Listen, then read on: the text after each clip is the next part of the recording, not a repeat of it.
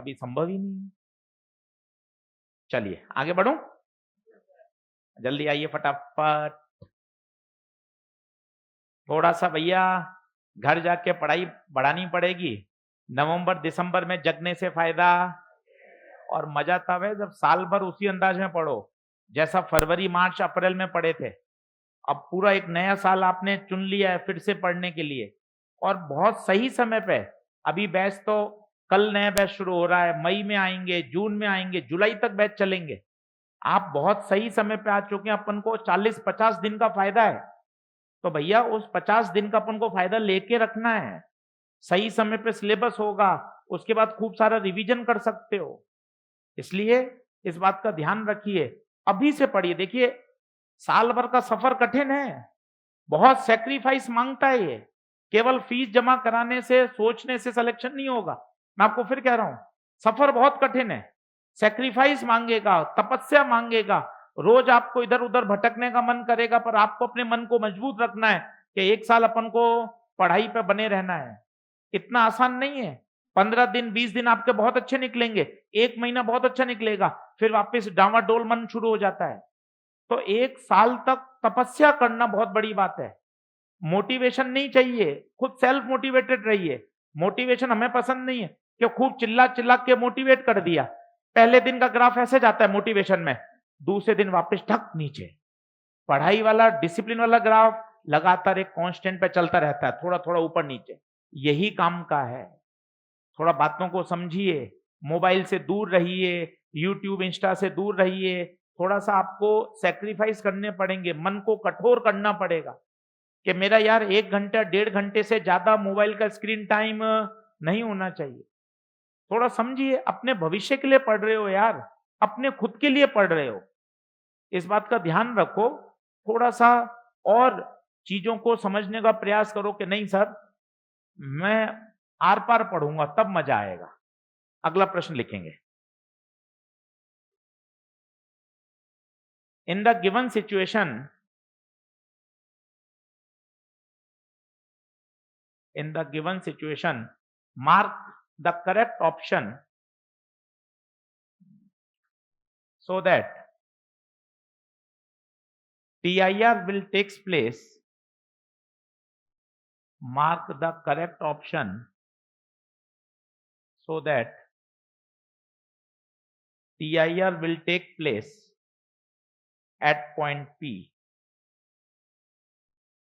TIR will take place at point P. ये भी बहुत अच्छा सवाल है, पुराना एम्स का प्रश्न है, उसके बाद जेई मेन में रिपीट हुआ है। एक लाइन का सॉल्यूशन, बस चमक जाए तो फायदा है। और क्वेश्चन करने से ही चीज समझ में आती है। थ्योरी तो टीआईआर की इतनी है, अभी पढ़ें, टेलीग्राम से पढ़ लें, 5 साल पुराना लेक्चर देख लें, टीआईआर की थ्योरी इतनी ही है। अब है क्वेश्चन, आप क्वेश्चन कितने कर सकते हैं।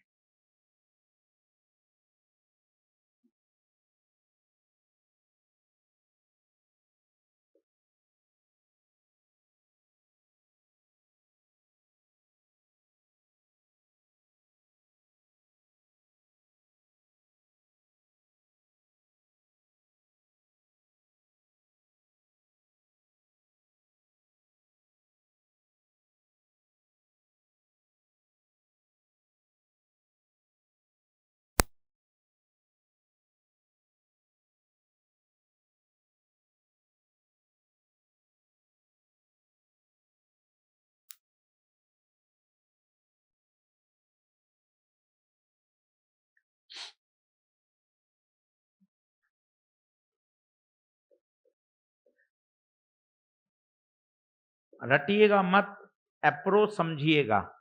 अप्रोच समझोगे, इस तरह के 50 क्वेश्चन कर लोगे। रटोगे तो केवल यही बनेगा।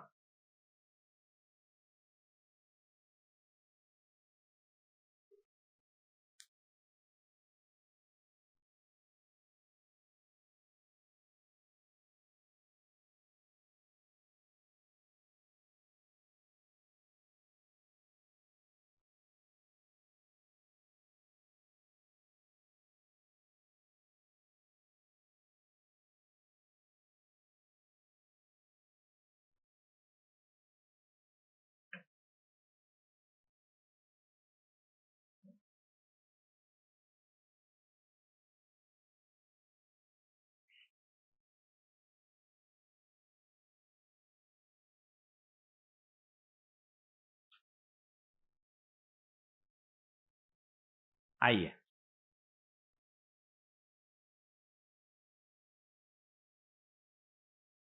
अब मैंने आपको क्या कहा, कोई फॉर्मूला नहीं है, अप्रोच।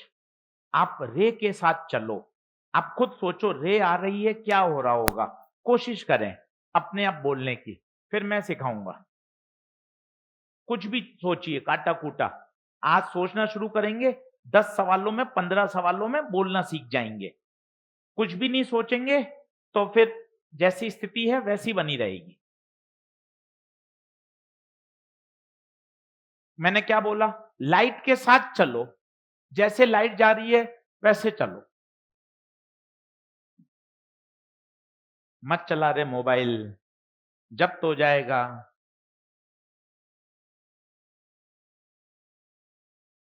इसलिए आया मैं पीछे, नहीं चला ना। हाँ, वीडियो घर जाके देखें। हाँ, ये लाइट में देखने वाले वीडियो नहीं है।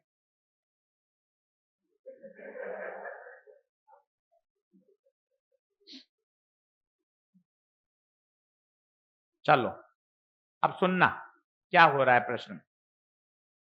जैसे लाइट चल रही है ना वैसे चलो। क्या सर ये हो रहा है, देखो सर, देखो लाइट एयर से आ रही है गुप्ता जी, सर प्रिज्म में जा रही है। और भाई ये सीधे कैसे चली गई, आओ आओ, आ आ आ आ आ, तुक्का नहीं, तुक्का नहीं। ये कौन, ये कौन, ये कौन, तो ये तो लाइट नॉर्मल के बिना मुड़े। सर यहां तक आ गई, बताओ अब यहां क्या खींचा, कायदे से तो इसको पानी में जाना, पर ये पानी में, मतलब यहां पर क्या हो गया, इसका मतलब पी पर गुप्ता सर TIR हो रहा है। क्या ये चमकता है क्या, क्या हो रहा है भैया, पी पर TIR हो रहा है। अब TIR की शर्त क्या है, पूरी बोलिए, पूरा। जिस पॉइंट पे TIR हो रहा है वहां का एंगल ऑफ इंसिडेंस क्रिटिकल से बड़ा होना। पूरा सेंटेंस काम का है, जिस पॉइंट पर TIR हो रहा है वहां का एंगल क्रिटिकल से बड़ा होना। कहां पे TIR हो रहा है, तो पूरी कंडीशन लिख रहा हूं, P पर angle of incidence must be greater than critical. पर सर यहां का तो एंगल है ही नहीं, तो आओ मेहनत करके निकालते हैं, सब लोग बोर्ड पे देखना। ये चिल्लाओ, पक्का, ये 90, ये थीटा, ये चिल्लाओ, 90 माइनस ये पूरा, इसमें से 90 माइनस थीटा, तो ये तुम्हारे काम का। क्यों थीटा क्यों काम का है बताओ, क्योंकि लाइट का नॉर्मल के साथ एंगल। बताओ लाइट के साथ नॉर्मल के साथ एंगल थीटा। एक बार गुरुजी वापस समझा दो धीरे धीरे, आजा वापस समझ। ये कितना दे रखा है, ये बोल बोल, बचा हुआ ये पूरा, इसमें से ये 90 में थीटा, तो ये, तो theta must be greater than theta से। दोनों तरफ क्या ले लो,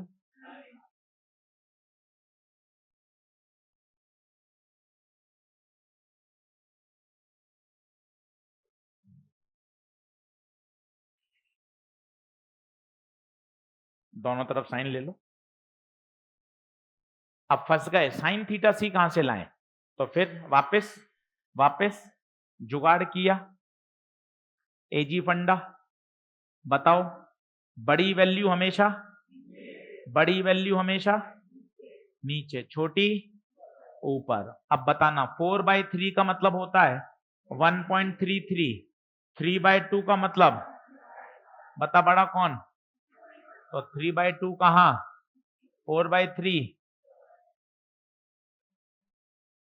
तो साइन थीटा सी पुट कर दो।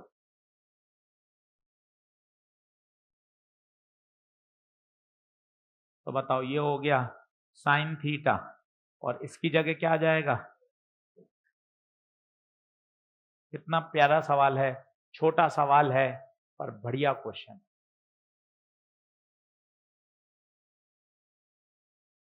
बताइए।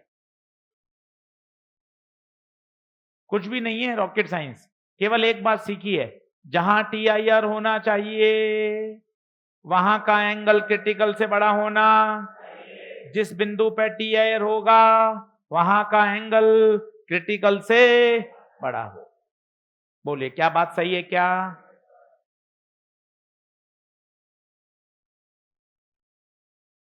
होमवर्क लिख लें। DPP नंबर 3, हाँ नोट कर लीजिए।